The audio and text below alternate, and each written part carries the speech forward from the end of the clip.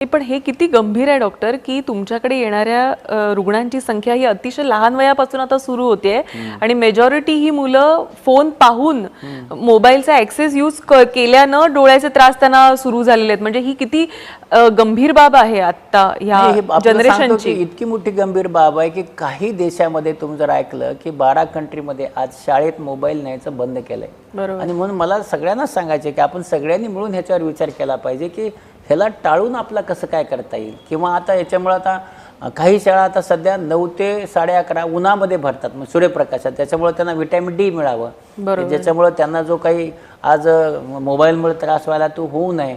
तर या सगळ्या गोष्टी मला असं वाटतं की आपण सगळ्यांनी मिळून केल्या पाहिजे, ज्याच्यामुळं मोबाईल नक्की वापरूया, पण हे वापरत असताना त्या मोबाईलची आपण काळजी पण घेऊया. आणि आणखी एक मी गोष्ट नेहमी सांगतो, आता ती मला तुम्हालाही सांगायची आहे. आठवड्यामध्ये 1 दिवस मोबाईलचा उपवास करा. ज्या दिवशी तुम्हाला सुट्टी आहे त्या दिवशी मोबाईल वापरू नका, कारण तुम्ही मोबाईलचा उपवास केल्याने हळूहळू डिटॅच व्हाल. आणि आज काय झाले की तुम्ही आज तुमच्या माणसांच्यापासून डिटॅच झाला आहे, फॅमिलीपासून डिटॅच झाला आहे. तुम्ही मोबाईलपासून डिटॅच व्हा आणि फॅमिलीला अटॅच व्हा, असं मी तुम्हाला एक उपवास करण्याचा सल्ला देतो.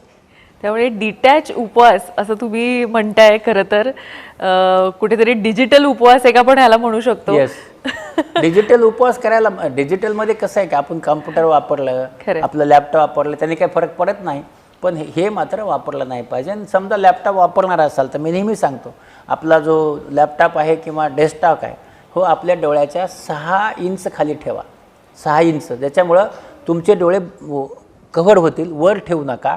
दुसरी गोष्ट अशी आहे की प्रत्येक 20 मिनिटांनी तुम्ही तुमच्या कॉम्प्युटरमधून डोकं काढून बाहेर बघा.